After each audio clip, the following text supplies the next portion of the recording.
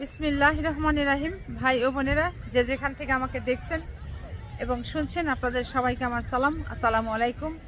আশা করি আপনারা ভালো আছেন, আমিও ভালো আছি। UK property gossip by Tasmina YouTube চ্যানেলের পক্ষ থেকে জানাই শুভেচ্ছা। আমি এই মুহূর্তে আছি গ্রিনউইচ। এটি একটি পার্কের পাশেই আছি। বিশাল পার্ক, লোকজনের অভাব নাই। আপনাদের দেখাতে চেষ্টা করছি। এত মানুষ, শুধু মানুষ আর মানুষ দেখতে পাচ্ছেন। রবিবার হওয়াতে পার্কে মানুষের উপচে পড়া ভিড়। এত মানুষের ভিড়ে ওই আওয়ামী লীগের দু চারটা চোখে পড়ে না।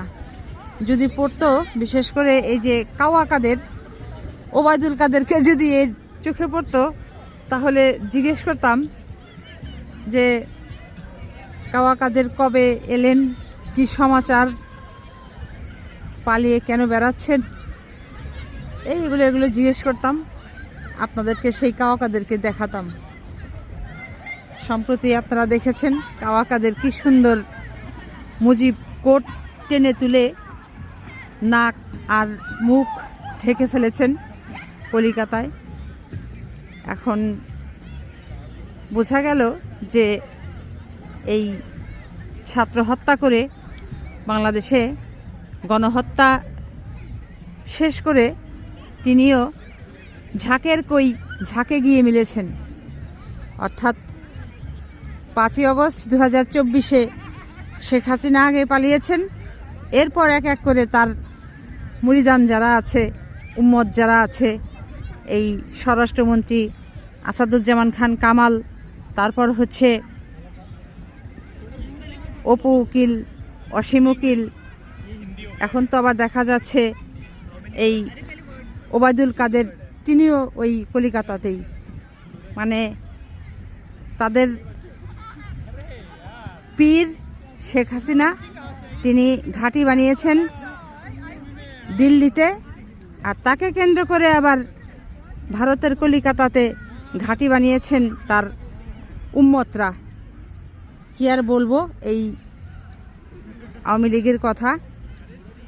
খুনি হাসিনা এবং তার দোসররা সব পালিয়ে বেড়াচ্ছে বিশ্বের সেরা সেরা জায়গায়। তো লাভ নাই, এক এক করে এখন বিচারের সম্মুখীন হতে হবে। সবাইকে বাংলাদেশে ফিরে আসতেই হবে। অলরেডি ইন্টারপোলের মাধ্যমে রেড অ্যালার্ট জারির অনুমতি চাওয়া হচ্ছে। খুব শীঘ্রই হয়তো এক এক করে বাংলাদেশে ফিরে আসতে হবে এবং এদের বিচার কার্য শুরু হবে। এদের যে অপরাধ, এই অপরাধের শাস্তি এদেরকে মাথা পেতে নিতে হবে। কথার ফাঁকে ফাঁকে আপনাদেরকে আমি পুরো এলাকাটা দেখাতে চেষ্টা করছি।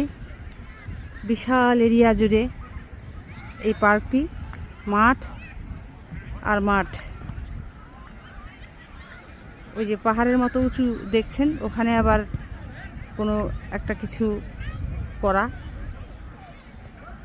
মানুষ এখানে আনন্দ করছে, কেউ আবার বারবিকিউ করছে, অনেক বাচ্চারা পানিতে বোট চালাচ্ছে, কেউ আবার বালুর ভিতরে খেলাধুলা করছে।